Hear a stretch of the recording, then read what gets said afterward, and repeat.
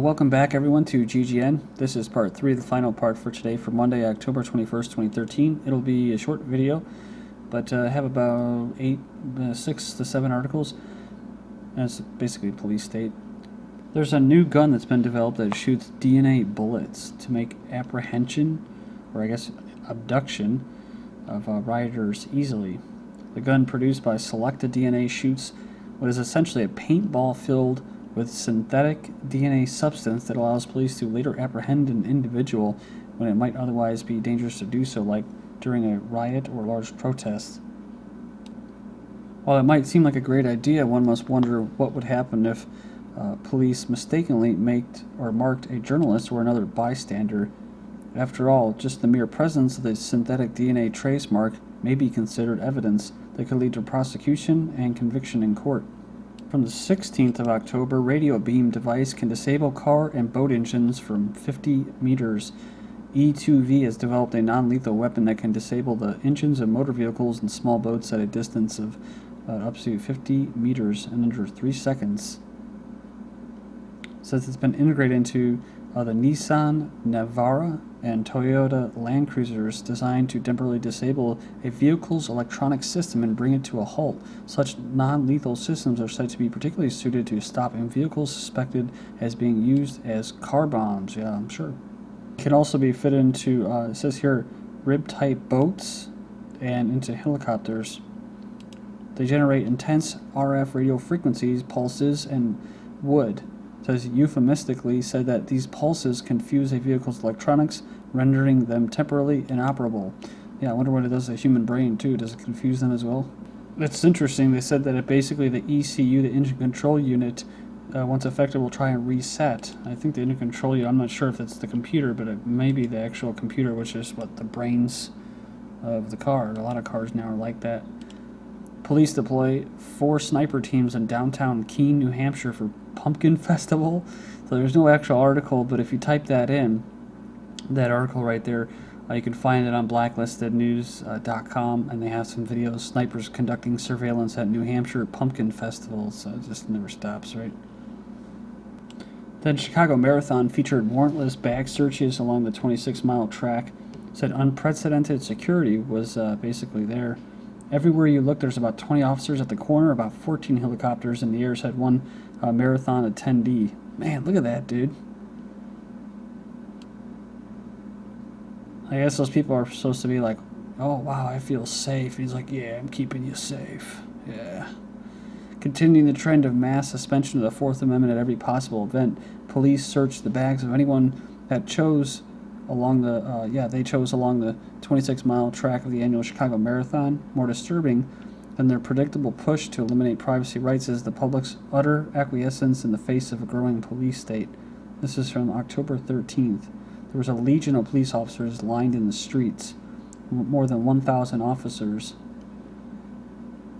They actually had federal ATF agents, U.S. Marshals carrying rifles, probably maybe snipers even, right?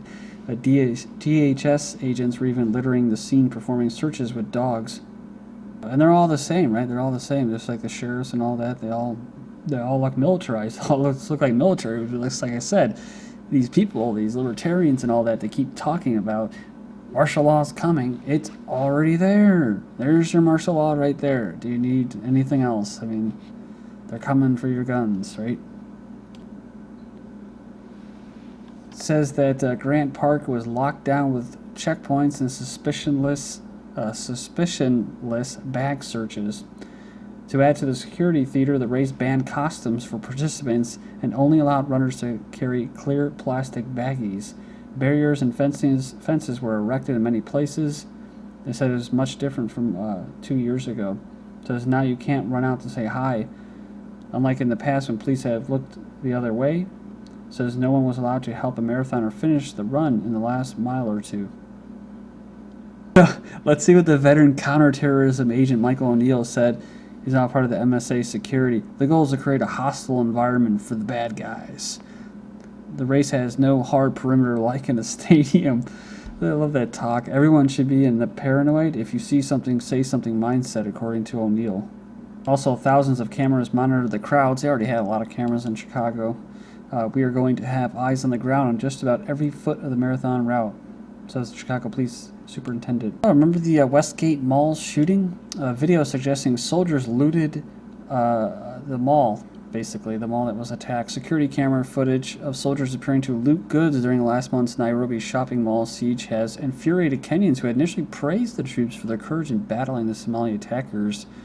The front page of the newspaper in Kenya read, "Shame of soldiers looting Westgate," under a caption, "Caught on camera." So, some were taking goods that appeared to be unpacked mobile phone boxes from a phone store, while others are in a mobile money transfer shop. So apparently those were the good guys. Now they're the bad guys. Trust in government nears record low, but most federal agencies are viewed favorably. I love that. These polls, I don't trust them at all. So just, 62% have a positive view of federal workers. Public trust in government, already quite low, is edged even lower in a survey conducted on just before October 16th. Agreement to end the government shutdown and raise the debt ceiling.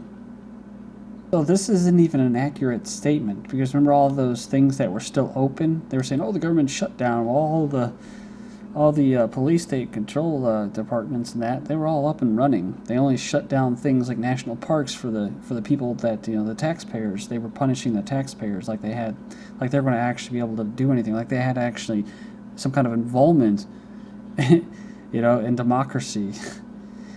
Despite highly negative views of the federal government overall, the public has favorable views of many of its agencies and departments which were closed by the shutdown. Again, that's not even true. So it's kind of sad, right? In general, the public continues to blame lawmakers themselves rather than the political system more generally. But the political system should be suspect, right? The system is rotten to the core. It's like Mr. Smith Goes to Washington or whatever. It's like, so these people that voted on this, why don't you go to Washington and see what kind of a shitstorm you're going to be walking into, right? And you think you're going to fix that? And so while you're away working, having a third of your income stolen by the federal government to pay these jackasses, then what? Are you going to be able to do anything about it? No, you can't. You don't have time for that. Representative Steve Cohen says Tea Partiers are the domestic enemies of the U.S. we took oath to defend against. So he's a Democrat from Tennessee, declared that Republican Tea Partiers in Washington are the domestic enemies of the United States, and he swore to defend the country against it in his oath of office. Came in response. So he called his colleagues rabid and sophomoric. He says they seem to enjoy shutting down the government. They reveled in it. Again, the government was never shut down. And you have to remember the Obamacare thing was trying to be forced, and they were holding the government hostage unless they passed it. So, basically the budget, they weren't going to pass it unless they included it. So, actually, that was the most sophomoric thing that you could possibly do. But it wasn't. It wasn't some kind of game. They passed it, and Americans lost. So, actually standing up to these people, the insurance industry, and these puppets that work for them, I guess that's considered, childish, right? It's childish to try to put up a fight. So now that they got this passed, now it's time to attack Tea Partiers. They think that there's some kind of guerrillas there to strike a blow for freedom. So, basically it's saying that you're ancient and you're backwards if you want to defend freedom. I think they'll try to pull this off again, and that's why they're doing that. That's why they're coming out with this propaganda. That's why Obama was saying don't trust bloggers and activists last week. New DHS Secretary, basically don't listen to him. New DHS Secretary Johnson signifies push for a civilian army. I believe this is the same guy that's saying that it's okay to go ahead and kill Americans without any congressional oversight or anything, as long as the executive branch deems it necessary. I'm talking about drone strikes. His grandfather was part of the League of Nations, the precursor to the UN. Said there's a risk in permitting and expecting the U.S. military to extend its powerful reach into areas traditionally reserved for civilian law enforcement in the country. The military should not and cannot be the only answer. I think Obama actually was quoted as saying that we want to have the biggest, I remember when he got elected, talking about a youth corps or a civilian corps, the biggest, most powerful next to the Army and the military. Anyways, that's all I have for you. Thank you for joining me. This is GGN at ggnonline.net. and DDarko 2012, DDarko 2013. This is GGN. I'm Darko. Thank you.